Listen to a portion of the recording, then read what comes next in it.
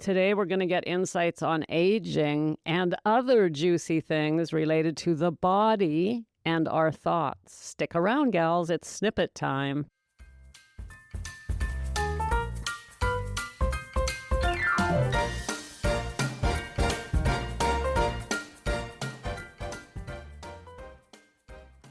Welcome to Sobriety Snippets for Women Over 40, where Snippet Land becomes your home base for honest, alcohol-free conversation and real emotional growth. I'm Becca Jacobson. Welcome to Midweek in Snippet Land.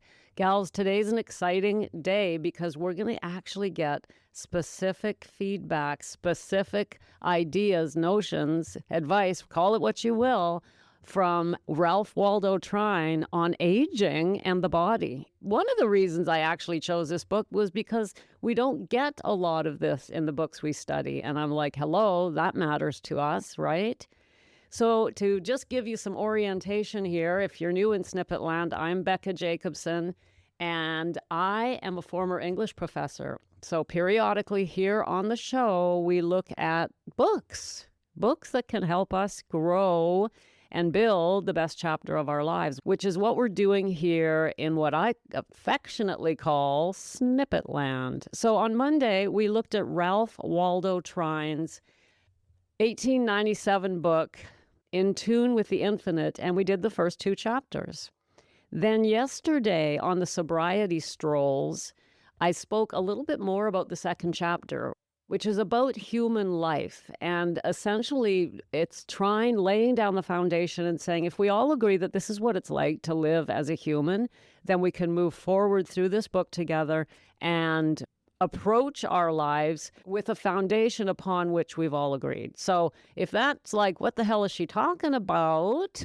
Just go check out Monday's episode here on the Snippets and head on over to the Sobriety Strolls on YouTube, and you'll see a video from yesterday where I spoke about Chapter 2. So Snippet Land is not just the podcast, it's also YouTube. It's also my website and goodies I send to your inbox. There's a lot going on at Snippet Land, so make sure that you are deep in the center. All right, gals, let's get started. Today we're looking at Chapter 3 of this book, and just to be clear, I am not reading this book to you, and we are not going through everything in it, that's for sure. I have pulled out some key ideas that I just wanted to share with you, and also give you a taste of reading a book that's over 120 years old, but still relevant today. That's one of the reasons I decided to study literature when I was at college, because human nature doesn't change. It really doesn't, not at its core, regardless of what we're doing.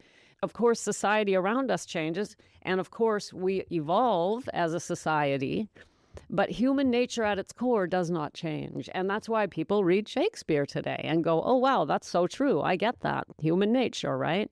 So Trine is talking about human nature and the way our thoughts interact with our lives. As I said, go back to Monday, Tuesday, and today we're looking at the chapter called Fullness of Life, Bodily Health and Vigor. It's going to be a good one. It is a good one because we are interested in a bodily health and vigor. I don't know about you, but my best chapter is going to have to include a body that's working right. It's really hard to build your best chapter when you're having aches and pains or illness. And I know that for some of us, we might have that happening. And I know that we can't all have perfect health. So here in Snippet Land, we don't have to have perfect health to feel happier and more emotionally mature and emotionally stable. So it's not a prerequisite that your body is in perfect health. However, we can help it regardless of what's going on with our body. We can help it. And that's what we're going to learn today in this chapter. How no matter what's going on with your body, you can help it along by the way you think. And most importantly, we get this from the title of the book, based on your connection with your higher self or the infinite or God, whatever you want to call it. Trine opens this chapter like this. God is the spirit of infinite life. If we are partakers of this life and have the power of opening ourselves fully to its divine inflow, it means more so far as even the physical life is concerned than we may at first think. Okay, so a little bit antiquated English. What he's saying is if we agree that we are spirit, we have spirit flowing through us, and if we are opening to that power, and that's what the book is teaching us, to take a few minutes each day and sit quietly and open our hearts to our higher selves, to this feeling of something greater than ourselves. And the more we can do that, he's saying, it will affect your physical life more than you may have thought in the beginning. So he's saying, yeah, guess what? It's going to affect your body as well. All right. In the second paragraph, he says, there is an immutable law which says, as within, so without, cause, effect. In other words, the thought forces, the various mental states, and the emotions all have in time their effects upon the physical body, which is basically what I just said. And it's an immutable law. Now, what have we learned in the last 120 years about this? We've learned a lot. He is going on his own intuition, his own connection to God, and his work with other people. But now, 120 years later, science has actually proven that our thoughts do affect our bodies in very important ways. So he wasn't wrong, right? The guy did not get it wrong. He was ahead of his time.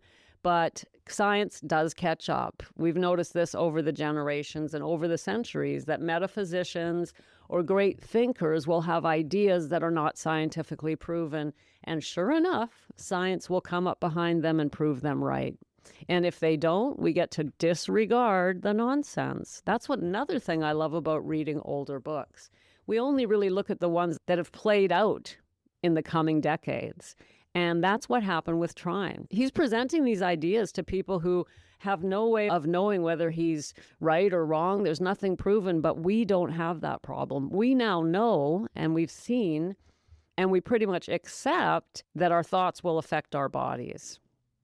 Science now supports, in a much more nuanced way than Trine did, that our thoughts, emotions, and stress levels affect our physical bodies.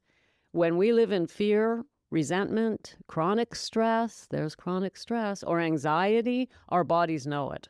Our sleep suffers, our digestion suffers, hello, IBS, right? Our muscles stay tight, our stress hormones can stay activated, and over a time, all of these definitely affect our health.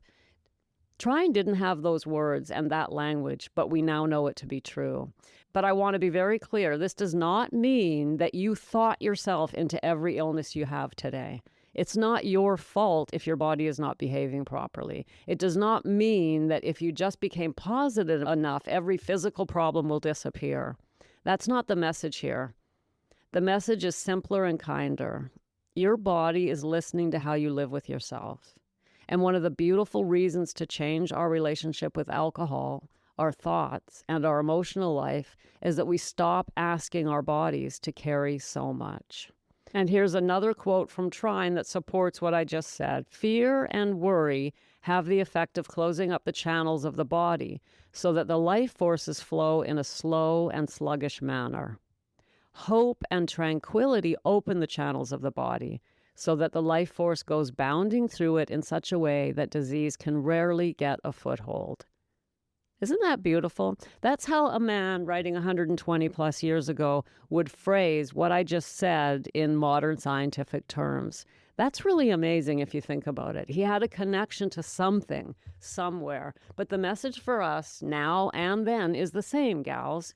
It's not just let's give up alcohol, eat properly, go to the gym and do all that. If we are struggling with shame, fear, worry, doubt, especially lack of self-love, lack of self-acceptance, self-forgiveness, we are not going to be as healthy as we want. We are holding our health back. We are not going to be able to have the best chapter of our lives, all-around best chapter that we can expect if we're carrying these negative emotions. That's really it. And we talk about that so much here on the snippets. It's really what I'm trying to give you. Not only better thoughts about yourself. When we think thoughts, they bring emotions, right? When we feel shame, we can feel it in our body. When you think of something from the past that brings shame to you, you can feel it tighten in your chest, maybe in your stomach. Your heart starts beating a little faster. Your breathing slows down because you're wrapped in shame. Your shoulders are going to scrunch in instead of being open and flowing as Trine describes it. So we know how we feel when we feel negative, when we think negative thoughts. So thoughts of anger, thoughts of shame, and so on bring automatic emotions which affect our body. It's all tied together. And every snippet I record, really every single one, is in one way or another tied to me wanting to help you to open those emotions, open the thoughts so that the body can be more healthy, but also you can start allowing those emotions and feeling better ones. You don't have to be living with negative emotions and negative self-talk, especially. Now, getting back to the divine inflow, remember, that's really what this book is about, being in tune with the infinite.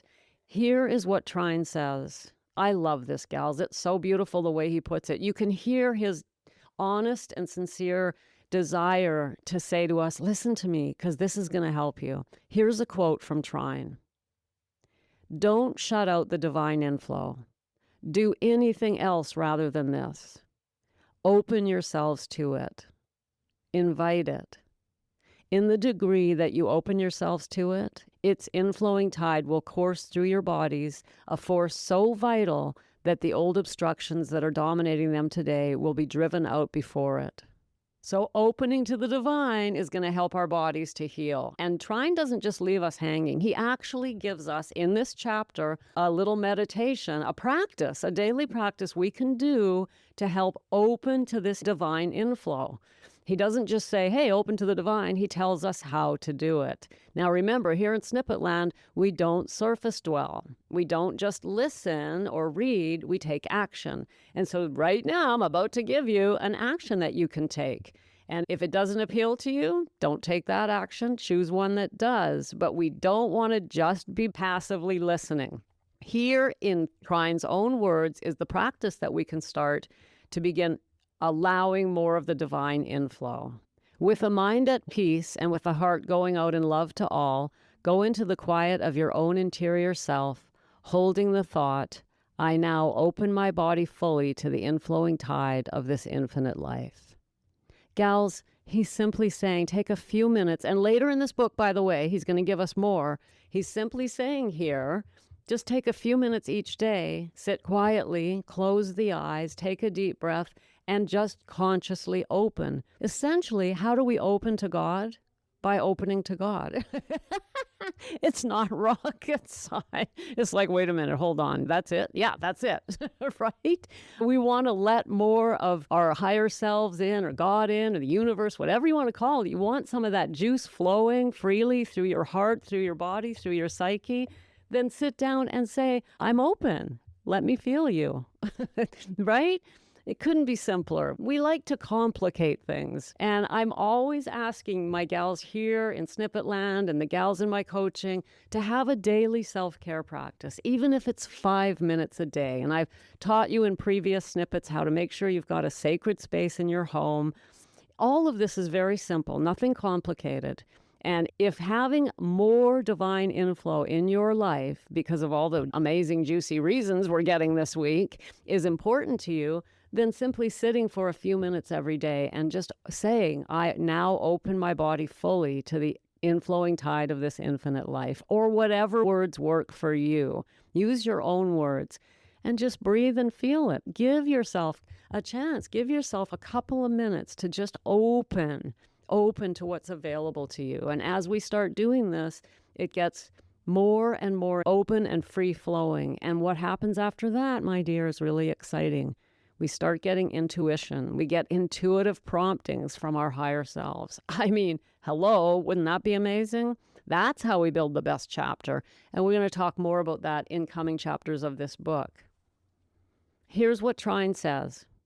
If one will give himself to this meditation, realization, treatment, or whatever term it may seem best to use, at stated times and as often as he may choose, then continually hold himself in that same attitude of mind, thus allowing the force to work continually, he will be surprised how rapidly the body will improve. Hello. Okay, so essentially what he's saying here, try it. don't surface dwell. And he right? He's saying, just give it a whirl. Sit down at a stated time and let yourself feel it. And then in between your sessions, because he says here, and then continually hold yourself to the same attitude of mind. So in between your meditations, we don't want to just do 3 minutes in the morning, I'm opening to the divine, and then just switch straight back to whatever negativity is flowing through the mind and heart all day long. Instead, try to continually hold yourself in this attitude. Remind yourself throughout the day, I'm open, I'm open, I'm open, I'm receiving. I'm allowing, I'm loved, I'm supported. It gets better and better, right? But this will affect the body. That's the point of this chapter. It's huge, but the body is really what he's focused on in this chapter to say to us, look, it's not just a psychological shift, but your body will change and be healthier as you age. And I'm going to close this chapter with right near the end. Here's what Trine says. He gives us a general summary. Here it is. The mental attitude we take towards anything determines to a greater or less extent its effects upon us. If we fear it or if we antagonize it, the chances are that it will have detrimental or even disastrous effects upon us. If we come into harmony with it by quietly recognizing and inwardly asserting our superiority over it, in the degree that we are able successfully to do this, in that degree will it carry with it no injury for us. In other words, if the body already has some problems, hey, we're all of a certain age here. I think most of us have had some sort of physical experience. Whatever is going on with your body, he's saying the attitude you take towards it will affect it. And if you trust and have faith that your body can heal and will heal as you open emotionally, that will help your body. Obviously, you're getting the medical attention you need and you're doing what you're supposed to do to look after yourself. But you can help yourself a great deal, my dears, by taking a different attitude towards whatever you're experiencing physically. I know that can be hard, especially with chronic pain, but we try not to fear it or antagonize it. That's what Trine says. If we fear it or antagonize it, the chances are it'll have an even worse effect upon us. So try not to fear what your body is going through. And if you are healthy, try not to fear future illness. Just feel safe and healthy and vibrant, and that will start showing up in the way you feel. And one last reminder from Trine, because he says this in every chapter. Remember, the whole of human life is cause and effect. There is no such thing as chance, nor is there even in all the wide universe. He said everything is cause and effect. And what we're talking about is the cause is our thoughts, our emotions, our attitudes, and the effect is on our body. Today, body. We also talk about our lives and our relationships, but today it's about the body. That's the message from Trine for today. Gals, tomorrow on the Sobriety Strolls, I'm going to speak more about the body and share a little story that Trine has in this chapter about an old woman who is not so old. And on Friday, we're going to move on to wisdom and interior illumination in this book and find out how we can become the wise one in our world through allowing more of that divine inflow into our world. And if you want to start sharing this journey with others, gals, now is the time to join us in the Fresh Start experience. The link to that is in the show notes. It's a small group of women just like you, just like me. We meet on Friday evenings, and the women in there are being supported by me and each other to get their alcohol-free lives going in the middle of the messy beginning. Go to beccajacobson.com/fresh start to find out all about it, or tap the link in the show notes. Thanks for popping in. Be sure to come back next time so I can keep your head on straight. Sending you buckets of love.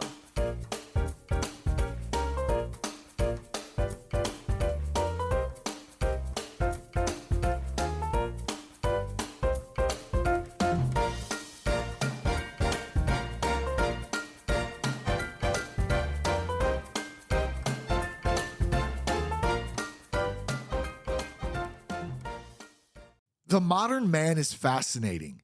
He has a standing desk. He takes creatine. He listens to podcasts at 2 times the speed. He owns 3 water bottles, and he follows 6 productivity influencers. Then every weekend, he drinks enough alcohol to tranquilize a rhinoceros. If any of this sounds familiar, I'm Shane Raymer, host of That Sober Guy podcast. We talk performance, we talk purpose, we talk leadership, and we talk about building a better life without alcohol. Because the answer isn't another life hack. It's removing the thing that's holding you back. Search That Sober Guy wherever you get your podcasts. If you like the show, please take a moment to rate, review, and subscribe. It really does help the show to grow. Thank you for listening.